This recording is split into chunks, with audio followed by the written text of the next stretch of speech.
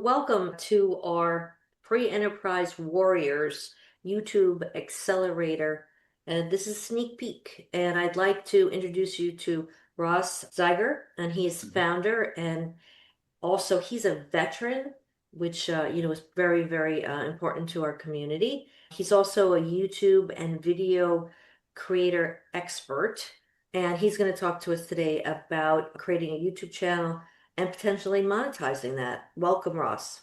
Yeah, thank you. Thank you, Tina. Good to be here.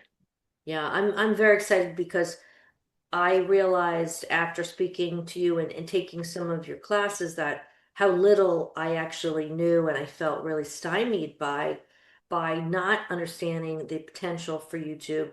But tell me and explain to me and our guests here, why is YouTube important to the veteran entrepreneur, and is there money to be made from this? Yeah, 100%. I'd say it's the most important thing for an entrepreneur in 2026 as we record this. YouTube is no longer cat videos and music videos. That's what people think of first. First of all, it's the second biggest search engine on the planet behind Google, and it's a Google product. And it's been around for over 20 years. So Wow. it's the oldest of, if you even consider it a social media platform, it's older than all of those, Instagram, TikTok, all those. And it's the real thing that differentiates it is on those platforms, anything you post has a very short half-life. Like it might have 24 hours or 48 hours where it's getting views. Yeah. On YouTube, if you looked at your homepage right now, there's probably videos from 5 years ago, 15 years ago. No other channel can say that. So the work that you put in has a lot more leverage and Shelf life. shelf life, absolutely. And then 1 out of 3 people globally use it monthly. So you're reaching not just people in your home country, but all over the world. And it's bigger than all the streaming platforms combined at this point. So Amazing. it's incredibly powerful. And we're going to talk about some ways you can monetize it and use it to grow your business. Great. And it's really like your branding, correct? Your branding is important on there. Yeah, 100%. I mean, in this day and age, your body of work on the internet is your brand. And YouTube, because of the long form nature of it, you can tell your story for 20 minutes, 50 minutes, whatever it is. Whereas on, LinkedIn or any other platform, it might be just a paragraph or two. Yeah. But so people can build a much deeper level of trust with you through YouTube, and they're seeing your face, they're seeing how you talk and all that kind of stuff. So it's the best way to build your personal brand. Excellent. And can you give me a little taste of how it could potentially be monetized and how long it takes? Yeah, so there's two things to delineate with monetization on YouTube. The first way is directly on YouTube, and that's through being what's called a YouTube partner. Mhm. First of all, to become a YouTube partner, you have to have 1,000 subscribers and 4,000 watch hours across all of your videos on a single channel. And once you clear that threshold, then YouTube shows ads on your videos as people are watching it, and you start to get a share of the revenue that YouTube makes. Wow. And it's about a 50-50 split. It's not quite that, but for easy sake, we'll call it 50-50 split. So it's very generous compared to some other platforms. And your videos that are already there start earning you money on a monthly basis. The second is through your own products and services, which is the more powerful way, which is people watch your videos, you put a link to your website or your storefront or whatever it is in the videos, and people click through to that. And if you think about a video that gets thousands of views, maybe 100,000 views, thousands of people might potentially click on that, go over to your website. They've been watching you talk for 20 minutes about how great this product is, showing it, or your services, demonstrating your knowledge in some field. And then they click over to your website and they want to work with you or buy your product. And it's incredibly powerful. So that's actually the more important and more powerful way to monetize is through your own products and services. Wow. And how long does it take? Like, is it basically like the amount of time you put into this, or the amount of videos, or gaining the interest of people? Can you even tell how long that can take to get 1,000 viewers? On average, when people are figuring it out on their own, about 2 years that's my purely anecdotal average from people I've worked with and even my own channel when I first got monetized. However, if you go through my accelerator and you're part of the FEW community, not only will you learn from me to take what I had to learn myself on the job, some of those things will shortcut the learning for you, but also the FEW community is there to help you out. And through their network, they're going to get you the right subscribers to grow and get monetized just that much faster. Great. And again, being part of the Few community already and being one of the founders myself, I've seen what, this can do. I've been again in your classes, so I'm really looking forward to the full accelerator. This is just our sneak peek of what's coming if you're Mhm. part of if you join the Few community. And again, people can go to freeenterprisewarriors.com if they would like to find out more information, if they're a veteran or a family member of a veteran. So let's Yeah. start right now. Tell me, because this is so important, this is the nuts and bolts. What Mhm. kind of like gear, equipment, software do you need to make videos? Yeah. So I always encourage people to think of it as a spectrum. There's like on one side, there's what you have now, don't buy anything extra and just get started. And that is what I encourage when you don't want to overwhelm yourself. You don't want to buy all this fancy gear that you're not going to be able to use and you're just going to get bogged down in the details. All the way up to that advanced gear that eventually you'll know how to use and will help you make really professional videos. But for now, for most people, you have in your pocket a 4K camera with a pretty decent microphone built in. Just like this? Um, there you go. Yeah, that's great. And so all you really need is a tripod, or if you don't want to buy a tripod, set it up on a stack of books on a bookshelf at eye level. And in the accelerator, I'll give you tips about how to frame yourself correctly so you look good on camera and stuff, no matter what camera you're using. Anyways, that's just to say, like, if you don't have a budget for this or you don't know where to start with what you have, and you can have a pretty good video just with that.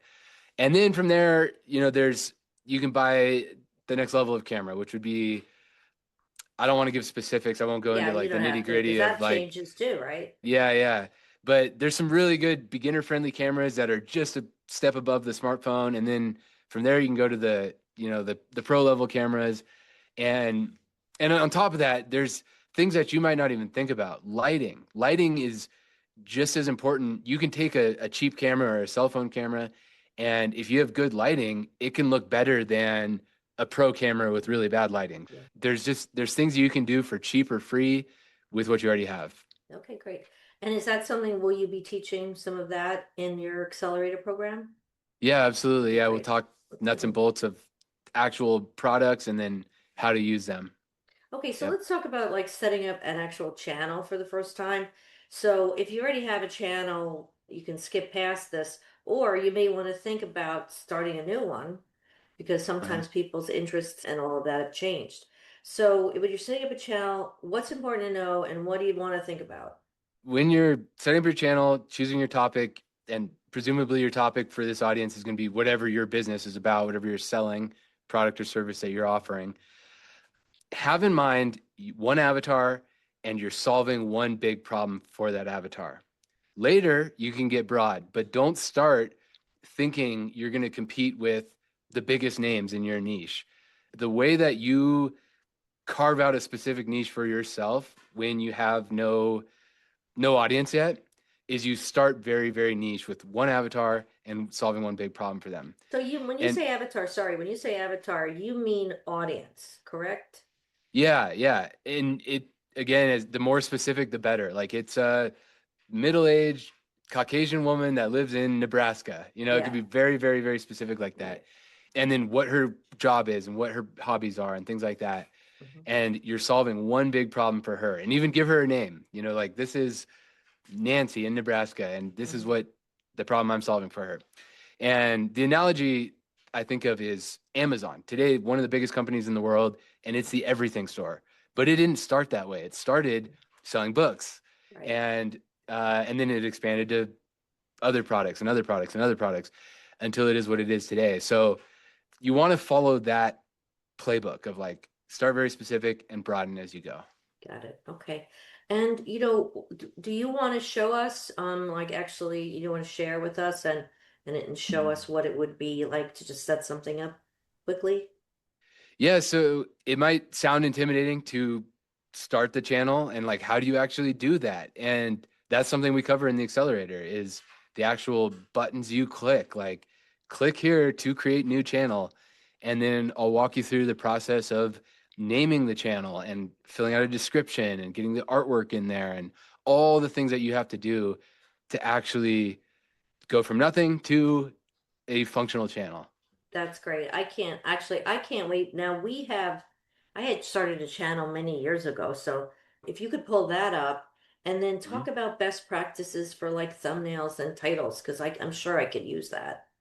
Yeah. So a couple things. I'll talk through my brief checklist. I'm going to start by showing one of my best videos Great. and then my checklist for thumbnails at work. And not just thumbnails, titles and thumbnails. Together, those are called packaging, how you package your video to get the click. So the emotion that you want to create with your packaging is curiosity. You want somebody to look at it and be curious, like, what is this? What's going on? Why should I click on this video? And so a couple of brief checklist items I have is go for clarity over cleverness. So some people try to do metaphors or like an inside joke or something like that, and it doesn't work. People aren't going to know what you're talking about. So go for clarity over cleverness about the topic of the video. On top of that, you want to have 3 to 5 words, no more than 5 words in your title. So keep it very, very simple and keep the words themselves simple. You don't want to use like unnecessarily large words or, again, anything that might confuse somebody looking at it. And then you want the words to be very clear. So use large sans serif font. That's what you see right there. This is one of my thumbnails right here. It doesn't have the fancy little tips on the letters. That's sans serif. And you want to use contrasting colors. So this is black text on a white background, off white. So you don't want to use like a dark blue on a light blue. That wouldn't be enough contrast and it can be hard to read. And you could just go with a very simple solid or light subtle gradient in the background. Again, I just have a more or less solid off-white background in this case. And this particular video has close to 150,000 views. Yeah, this is an example of a thumbnail that worked well. And it's everything I just described. It's a plain background, sans serif text, it's large and readable. And oh, the thing I didn't mention is having an image. So it could be a face, and what I would recommend here is in this particular video, I was reviewing a product. So I show the product and nothing else. Like people want to know that's what they're there for. And it's in the title. It's something called Graphene OS. So there's a picture of that thing that's being talked about. But if it's you giving advice on a topic you know well, then your face works well. And then a couple words about the video. It's interesting. I did not know any of this. Yeah, yeah. It's some people overcomplicate it and they, do all sorts of crazy stuff with it, but it really is this simple. And, it takes a long time to really get good at it, but this is the most important thing for getting the click is your packaging. Moving on to your channel, let's take a look at that now. If I was assessing your channel, and let's start with your latest video here. Let me back up a second. When the viewer, in addition to the title and thumbnail, which you can see there, the other thing people don't think about is this number in the bottom right corner. That's how long the video is. Right. So if it's a video that says everything you need to know about why businesses failed, but it's only a 5-minute video, it's not going to match up. But if this was a 50-minute video, then that title would make sense. Complete guide. So you want these information, the title, the thumbnail, and the time to be congruent. And then from there, I would apply, this looks like it doesn't even have a thumbnail at all. So if you don't set a thumbnail, it just pulls a frame from the video and then makes that the thumbnail. So if I was to redo this, what I would do is follow my checklist that I just gave you. I would probably remove the background from this image and just have the guy here. So maybe put him on the right side on, let's keep it simple, a white background. And then on the left side, I would have some text like, actually, probably this right here, why 80% of businesses fail. I would have that right there on the left side. And then this title could be It's hard to think of on the spot. I'd have to watch the video and know what it's about. But I'll tell you what I don't like about the title here is this dash here is very indicative. Everyone complains about the M dash as AI generated. This looks like an AI generated title. So I wouldn't use any dashes or parentheses, and I would just make it a bit simpler. Right. So you'd have why 80% of businesses fail, and then the title could be, but veterans don't have to, or something like that. Yeah, makes sense. That's great. Thank you. Yeah, because we are going to actually have this is Professor Sweetman, and he's a business professor, and he's giving his best tips to veterans because he's a veteran himself. So he would be giving best practice tips for business and so that they'll survive and thrive. So that's what that's going to be. His field, kind of his field notes. And so let me ask you something about SEO Hmm. optimization. You hear that all over, all over. What Yeah. does that mean? And is there a way to optimize that for more engagement? Yeah, so there's a lot of outdated information online. YouTube used to be heavily reliant on putting things in hashtags and having tags and keyword stuffing, and you'll still see people talking about that, like, oh, make sure you put a hashtag in your title Yeah, with this exact word. And that is completely not valid anymore. That video I showed you that has 100 something views, no tags, no hashtags, nothing. It oh, doesn't need that's it. so interesting. It doesn't hurt, but it's also not the difference between a viral video or not. Because what happens now is YouTube is smart. It knows what your video is about. It transcribes it. It knows every frame of your video, and it's going to categorize it based on that. So regardless of what's in your title or thumbnail, and that stuff is still, we just talked about how important it is, but from a algorithm perspective, and I'm going to talk about the algorithm in a second, it's not important anymore. The actual contents of your video is what counts. And beyond that, I want you to replace the word algorithm with audience. So you're not making your video for YouTube, you're making it for a viewer, for a human. There's all this data that YouTube gives you in the back end, hundreds of parameters of things that is going on with your video. But what it all combines to is what I call a viewer satisfaction score. So are people watching the entirety of your video? Are they liking it? Are they commenting on it? So all of that stuff builds a picture for YouTube on how good is this video. And so the higher the viewer satisfaction, the more YouTube's going to push that out for you. That's really it. Just don't think algorithm, think audience. How do I make a better video for people? So interesting because yes, because when I looked at some of those videos, and I'm sure our audience here has done that also. If they were interested, they were told, "Oh, put the hashtags in and all of that." That's Hmm. super interesting. And I also want to talk about frequency. Like how Hmm. often should you post and like how do you create that sustainability, that system? There are some people that say, as much as possible, do more, do more. And it's not wrong because it is a numbers game. And if you get a lot of stuff out there, I'm not saying just throw out garbage, but if you throw out a lot of quality stuff, first of all, you're going to get better as you go. So that's extremely important. However, it has to be sustainable for you. You're an entrepreneur first if you're watching this, and YouTube is, you're not a YouTuber. YouTube is just the way that you draw more people to your product or service.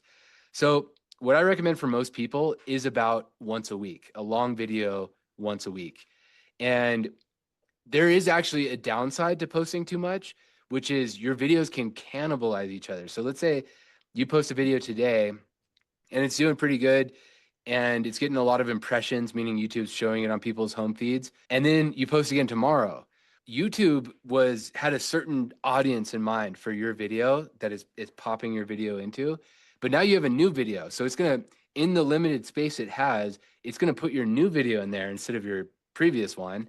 And so now you've cannibalized your older video from getting those impressions. So you want to give each video room to breathe. You want to give it a couple days to find its spot in the algorithm, to find its audience. On top of that, you also want to make it sustainable for you. Back to you're not a YouTuber, you're an entrepreneur first.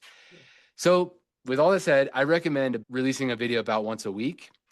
And the way to do that is, let's say you're going to release a video on Monday, rather than every single Sunday, you sit down, you write out a script, you set up your home studio, maybe you got a light and a microphone and a camera. You take all the time to set that up, and then you film it, and then you edit it, and you spend 5 hours doing that.